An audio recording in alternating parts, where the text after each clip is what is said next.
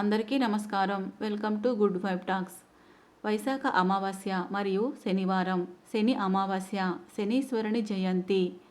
ఈ మే నెల 16వ తేదీన శనివారం వైశాఖ అమావాస్య. ఈ రోజున శనీశ్వర జయంతి అని కూడా పిలుస్తారు. ఈరోజు చాలా అరుదుగా ఏర్పడుతుంది. వైశాఖ మాసంలో వచ్చే అమావాస్య చాలా శక్తివంతమైనది. ఈ అమావాస్య శనివారంతో కలిసి వచ్చింది. దీనిని శని అమావాస్య అని కూడా పిలుస్తారు. పురాణాల ప్రకారం వైశాఖ మాసంలో వచ్చే అమావాస్య రోజున నవగ్రహాలలో శనీశ్వరుడు జన్మించాడని గ్రంథాలు చెబుతున్నాయి. ఈ రోజున జాతకంలో అష్టమ శని, ఏలినాటి శని, అర్ధాష్టమ శని వంటి వాటి నుంచి బయటపడడానికి శనీశ్వరుడికి ప్రీతికరమైన ఈ రోజున ఎటువంటి విధి విధానాలు పాటించాలి, ఎటువంటివి చేయకూడదు అనే విషయాల గురించి తెలుసుకుందాము. ఈ వీడియోలోకి వెళ్ళే ముందు ఈ వీడియోకి ఒక లైక్ చేసి ఓం నమః శివాయ అని కామెంట్ చేయండి. అలాగే నా ఛానల్ని సబ్స్క్రైబ్ చేసుకొని నాకు సపోర్ట్ చేయండి. ఇక వీడియోలోకి వెళదాం. ఈరోజు ఉదయాన్నే సూర్యోదయానికి ముందే నిద్రలేచి ఇల్లు గుమ్మాలను కడుక్కొని గుమ్మం ముందు ముగ్గు పెట్టుకొని శుభ్రంగా స్నానం చేసి ఇంటిలో దీపారాధన చేసుకోవాలి. అలాగే ఈ రోజున ఉదయాన్నే నవగ్రహాల దగ్గర శనీశ్వరుడికి నువ్వుల నూనెతో కానీ, ఆవ నూనెతో కానీ, కొబ్బరి నీళ్ళతో కానీ అభిషేకం చేయాలి. శనీశ్వరుడికి నువ్వుల నూనెతో అభిషేకం చేస్తే అనారోగ్య సమస్యలన్నీ తొలగిపోతాయి. అలాగే కొబ్బరి నీళ్ళతో అభిషేకం చేస్తే ఆర్థికపరంగా మంచి ప్రయోజనాలు చేకూరుతాయి. ఆవ నూనెతో అభిషేకం చేస్తే దీర్ఘకాలిక సమస్యలు, శత్రుబాధలు, దుష్టి దోషాలు వంటి సమస్యల నుంచి బయటపడతారు. శనీశ్వరుడికి నీలం రంగు పుష్పాలు అంటే ఇష్టం. కాబట్టి నీలం రంగు పువ్వులను సమర్పించి నమస్కారం చేసుకోవాలి. శనీశ్వరుడికి రాళ్ల ఉప్పును కానీ, జమ్మి ఆకులను కానీ శనీశ్వరుడి పాదాల దగ్గర ఉంచి నమస్కారం చేసుకోవటం వలన జాతకపరంగా మరియు రాశిపరంగా ఉన్న శనిగ్రహ దోషాల నుంచి బయటపడవచ్చును. శని భగవానుడి అనుగ్రహం కలగాలి అంటే ఒక నలుపు రంగు వస్త్రాన్ని నవగ్రహాలలో ఉండే శనీశ్వరుడికి సమర్పించి నమస్కారం చేసుకోవాలి. అలాగే ఈ రోజున నవగ్రహాల ప్రదక్షిణ చేసిన శని దోషాల నుంచి తొలగిపోతాయి.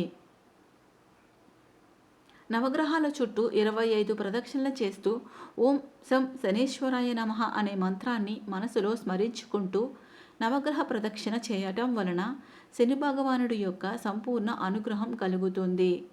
ఈ రోజున నవగ్రహ ఆలయానికి వెళ్ళలేని వారు మీ ఇంటిలో పడమర దిక్కున ఒక 2 మట్టి ప్రమిదలు తీసుకొని ఒకదానిపై ఒకటి ఉంచి అందులో నువ్వుల నూనె పోసి 8 ఒత్తులు కలిపి ఒక ఒత్తిగా చేసి ఆ ఒత్తి పడమర దిక్కు వైపు వెలిగేలా దీపాన్ని వెలిగించాలి.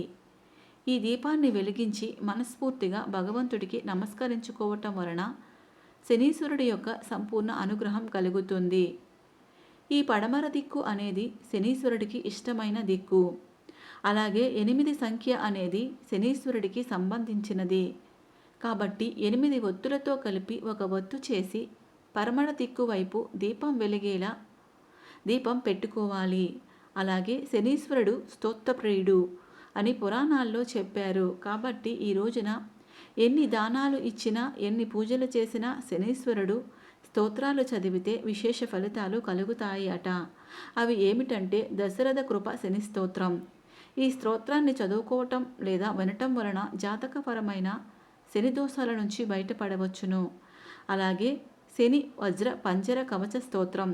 ఈ స్తోత్రాన్ని చదవటం వలన దీర్ఘకాలిక అనారోగ్య సమస్యల నుంచి బయటపడవచ్చును.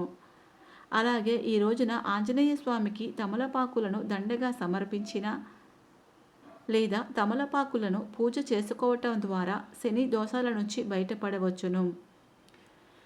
జమ్మి చెట్టు మరియు రావి చెట్టు శనీశ్వర స్వరూపాలు.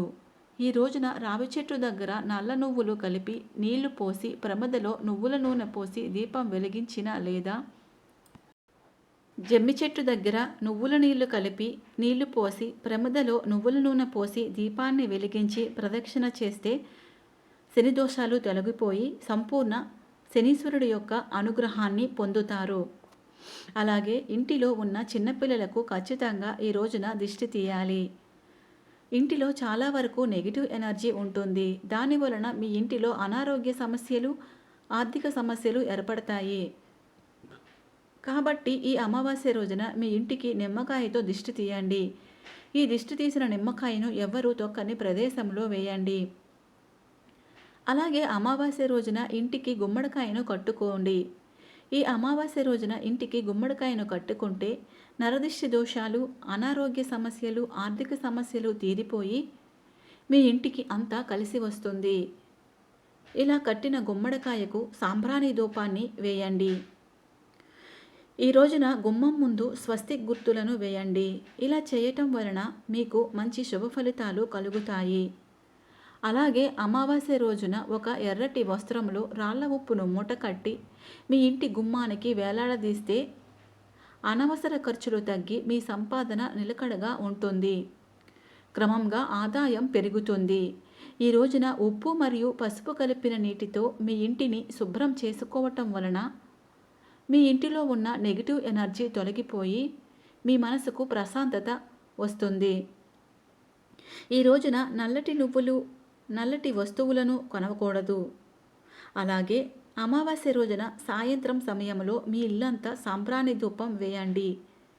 సాంబ్రాణి ధూపం వేయటం వలన మీ ఇంటిలో ఉన్న దుష్టశక్తులు తొలగిపోయి లక్ష్మీదేవి అడుగు పెడుతుంది. ఈ రోజున జుత్తును కత్తిరించకూడదు, గోళ్లను కత్తిరించకూడదు, తలకి మరియు శరీరానికి నూనె రాయకూడదు. అలాగే మాంసాహారం తినకూడదు. బ్రహ్మచర్యాన్ని పాటించాలి. అలాగే పెద్దవారిని, ఇతరులను బాధ పెట్టకూడదు. ఈ రోజున నూతన వస్త్రాలను ధరించకూడదు. కొత్త పనులను ప్రారంభించకూడదు. ఈ రోజున సూర్యుడికి అర్ఘ్యం సమర్పించాలి. అలాగే సూర్యాష్టకంని చదువుకోవాలి.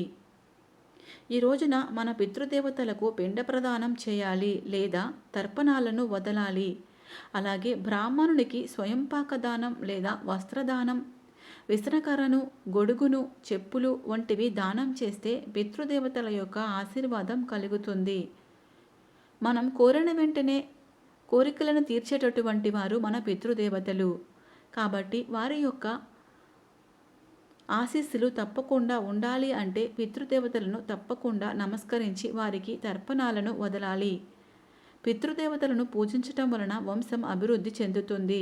అలాగే ఈశ్వర దేవాలయంలో నువ్వుల నూనెతో దీపారాధన చేసి నల్ల నువ్వులు కలిపిన నీటితో శివలింగానికి అభిషేకం చేయటం వలన దీర్ఘకాలిక అనారోగ్య సమస్యలు తొలగిపోయి మీ యొక్క ఆయుష్ పెరుగుతుంది.